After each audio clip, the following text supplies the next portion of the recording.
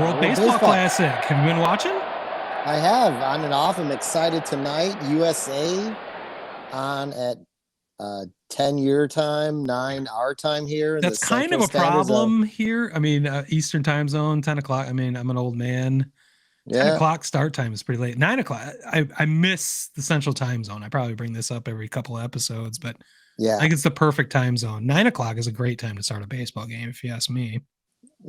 Well, I don't know if that's so great either, but I'll take it over 10 o'clock. Yeah, absolutely. Uh, yeah, I mean, I'm excited to watch that game. The USA, as you would hope they would do, seems to, after that first game, be performing well in the Yeah. World Baseball Classic. I mean, It was we iffy for a while. it is America's pastime, so I mean, they should win it, but we'll see. They've only won one of these, I think. I I think know, I know. Japan has won. I forget who's all won these, but I think we won the last one. We probably won in 2017 to set things right in the world as the world Yeah, fell apart. But yeah. I think it's also proof there how much of a melting pot baseball is, and it's cool. how much great talent from around the world plays in the U.S. every year on these Major League Baseball teams. I So had no idea that's it. Israel had a national team or Great I know. Britain, Chinese Ugh. Taipei. I guess I should have assumed because don't they always win the Little League World Series? Yeah, I think Uh, so. Yeah. South Korea. It's definitely a interesting mix across the planet. That's one thing that I kind of had a gripe about, like the way this started. Like the first couple of games were, I think, in Tokyo or Taiwan or someplace Yeah. in East Asia, but it started like 4 in the morning. I didn't even know. Yeah. I didn't even know it was happening. Like, oh, I thought we were kicking this thing off with a bang, but it was kind of obscure timing wise. But that's my own, I guess, ethnocentrism, time zone centrism. Worried about. But part of that thing is odd to me because I noticed a couple of your prominent White Sox are, of course, for Team Cuba. They're playing in East Asia uh, at 4 in the morning, and they really got off to a slow start. It seemed like jet lag might be an issue. It just seems like a strange place for Cuba to be starting the World Baseball Classic.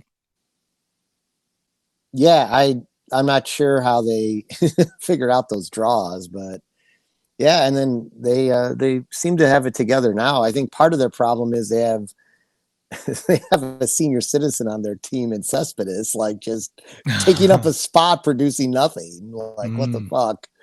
I saw that. I was like, you got to be kidding me. What the hell is he doing in this thing? But I guess it's really an exhibition in a way, yeah, right? it's fun. It's for the Yeah, kids it's for and the the old kids. It's people, for apparently. I'm telling you, it's nice. To your point, I think you said it best. It's nice to see baseball where someone's not going to just go out and work on fastballs or Mm, change ups for 3 innings. They're going to they're try to get trying. people out. They're trying to get people out. They're not trying to There, work out kinks. yeah, there are mysterious agendas that you might have no inkling of that could be Right. drastically affecting statistical lines, as is the case in spring training games. That's why Yes. we read very little into spring training itself. Certainly the stats. There might be a little bit to glean here and there, but that's why this episode is not about spring training. It's about everything else. So, well, the big thing in my mind and in many people's, I've noticed on social media, is certainly the aesthetics of the World Baseball Classic. I'm going to call this segment the World Baseball Aesthetics. Uh, Wow, that's real yeah, how clever original. is that? Yeah. Did you how late did you stay up? Actually, I stayed up late working on the logo for it specifically that you'll Oh, I can't see wait to on see it. when I break out this video section of this podcast. Oh, I'm looking forward to it. You'll After see such that a on great name, I can't wait to see how great the logo is going to be. you'll see that on YouTube and Facebook if you want to see our fucking faces. Doesn't Not everyone? just listen to our beautiful voices. Ah, yes. The reason I was working on that logo is because they actually changed the World Baseball Classic logo this year. I don't know if you noticed that since the inception. Somehow in the subsequent years between 2017 and now, they decided to upgrade the branding package a bit. The I'm aware of that just because I work in minor league baseball, which is now, of course, owned by Major League Baseball, who sent out a branding package for the new logo and how to use Okay. it, how to properly call this tournament. They specifically said we should not be calling this the WBC, even though everyone calls it the WBC because it's a very long-winded title. WBC is the World Boxing Commission, so they didn't want to be confused with that somehow, which is absurd. But I found that amusing. The cool part of that is they give me access to the official logos, the vector art, and all that shit. So the full branding package. So I'm such a logo design dork that I downloaded all that shit and manipulated it into my own versions. So that's why I'm expounding upon this far too much. But the big thing that people really get into, which is really fun about this, is the uniforms, I think, because they're so different than what we're used to in the United States and Major League Baseball. We have a very kind of cookie cutter set of aesthetics for baseball uniforms in a lot of ways.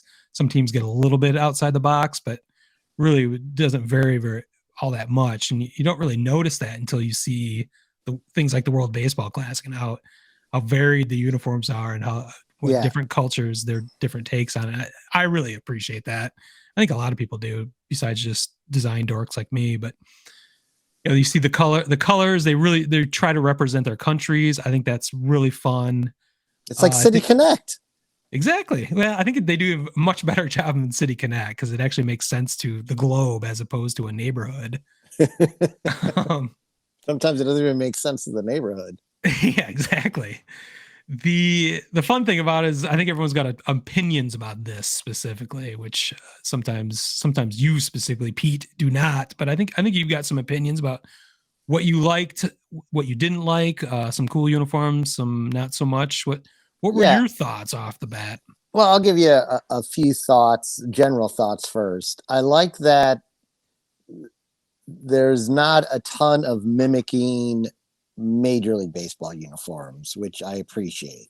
Yeah, because they That, can do anything they want. Like yeah, these national teams have no. There's an affiliation with Major League Baseball, which I don't fully understand. But they're their own national committees. They can do whatever the fuck they want, which is yeah. that leads to diversity and is awesome.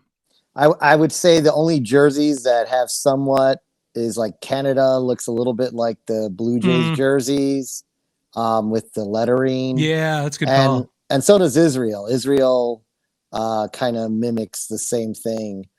The one That's that definitely Blue Jays. the one that really stuck out to me was Columbia. Reminds me of the Red Boston Sox City Connect. City Connect Yeah, jerseys. the same colors, same font across the chest. Yeah, I was kind of shocked by that. I'm not sure what kind of cultural reference that is, that typeface, but Yeah, it's certainly their flag colors. I recognize that, but yeah, that but was interesting.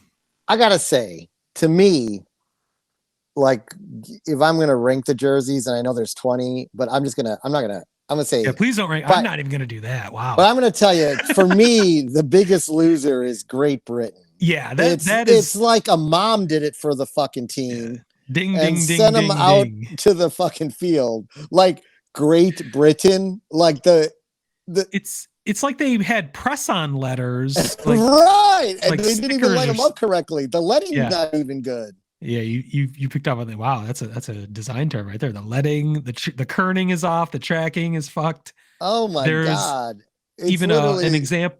There was an example where like the pitcher the other night, the T in great fell off his fucking jersey at the end at some point. So yeah, the kerning is bizarre, like how they do it. There's the way they line it up is like the GR eat breathe yes, tain. yeah, It's like right, what? right. So I'm glad you picked Grr, up on that. eat, breathe, tame. I learned a little bit about Great Britain's national team actually, and there's kind of an explanation for that. Their entire budget for an entire year is essentially $50,000, which Wow. so they are trying to cut corners any way they can because they have zero funding. So I think they literally go to like they buy the most generic jersey they can find and go to some like athletic shop and just have them put on letters and numbers. I mean, that would which make is, sense with a budget like that. well, that brings up a larger point. Like how this is, I guess I need to do more research on how this is funded, how this comes about, who puts this on, who spends the money, who gets the money from the TV contracts, because it's been all over Fox Sports One, I believe the And championship. two, Yeah, yeah, definitely two. Rarely see that, but I think the as we get deeper into this, it's going to be on regular Fox. And I would guess the championship round would be, but maybe not. But regardless, yeah. it's got to be a substantial TV contract. Who's pocketing that money and not giving it to the teams that are participating? If somebody like Great Britain can't even put their fucking name across their chest properly, so I'm kind of questioning that. Like how, MLB owners. yeah, there's got to be a little more in the budget to help these teams out. I mean, they're spending their money on travel essentially, and then they can't even address something as simple as the uniforms. So I kind of feel bad. That's an embarrassing look for the World Baseball Classic. It's not Great Britain's fault. It's cool that Great Britain's even participating. So I think we should give them a little more.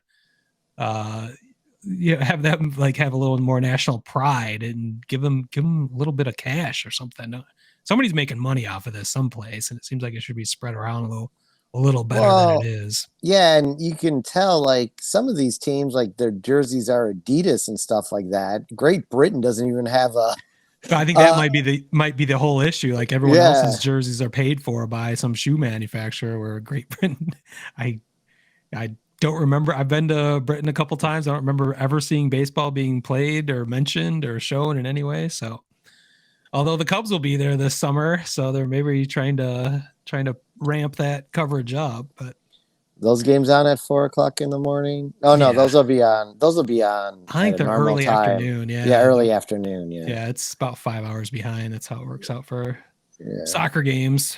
I'm watching the Premier League. So we can definitely agree that Great Britain's were the worst through probably no fault of their own. But what was your favorite on the other end of the spectrum? Kind of like Puerto Rico.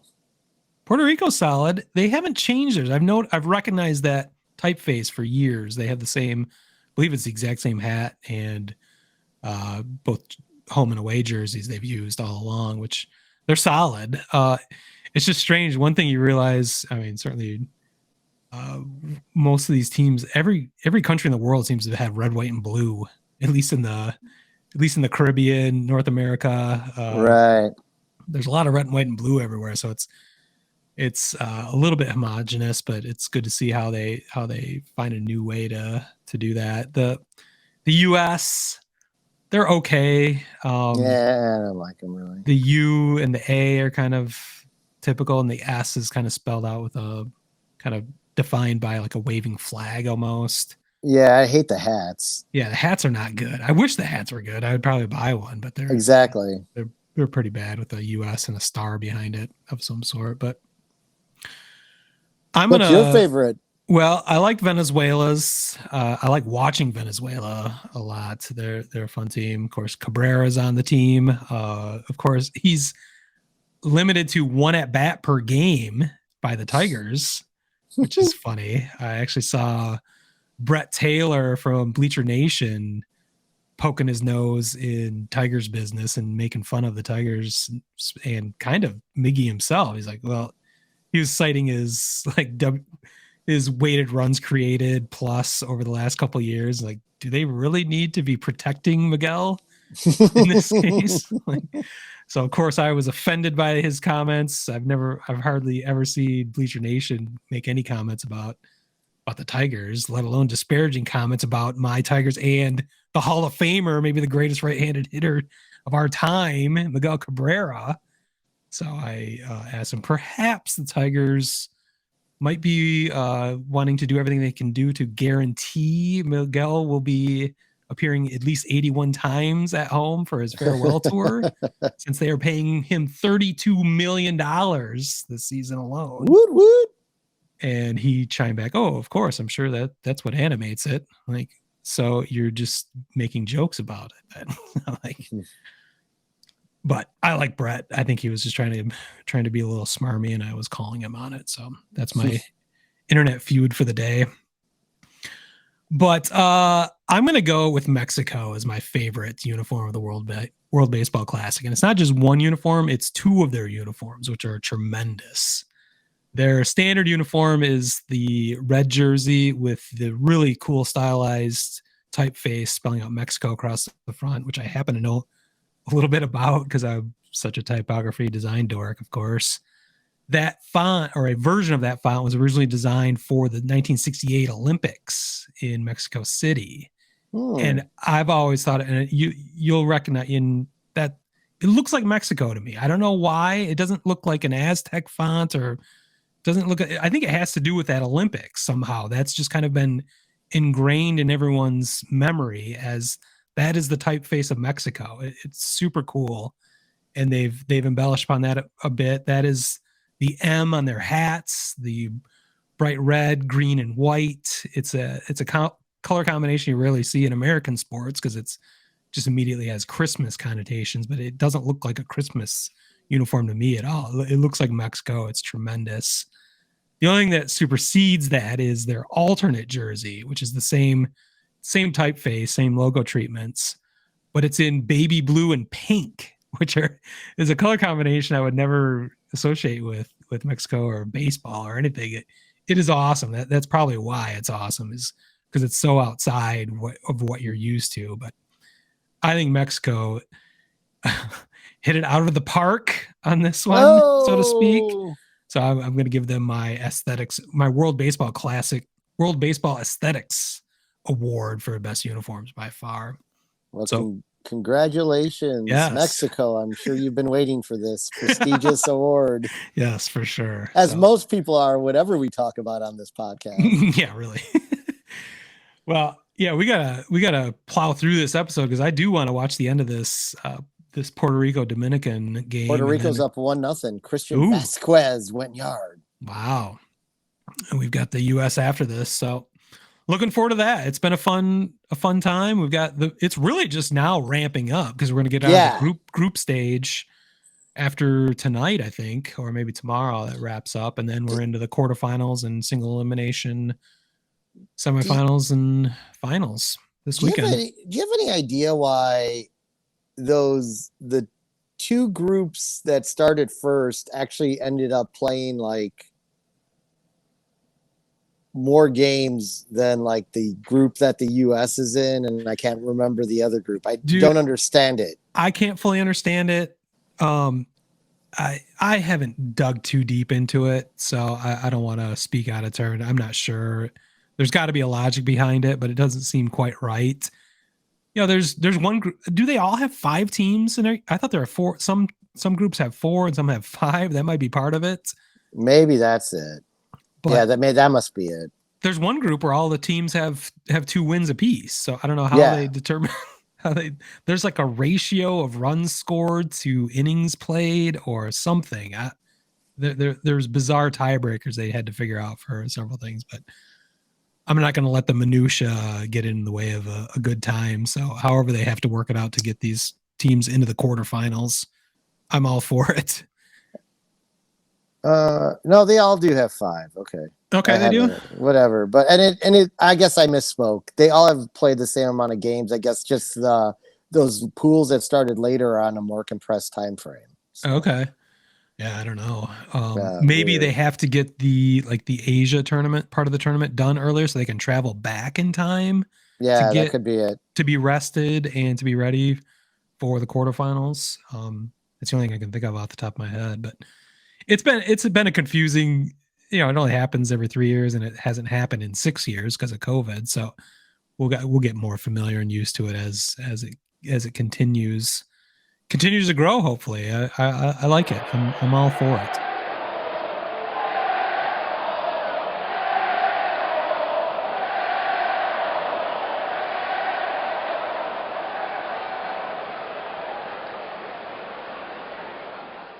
Word Hole Media.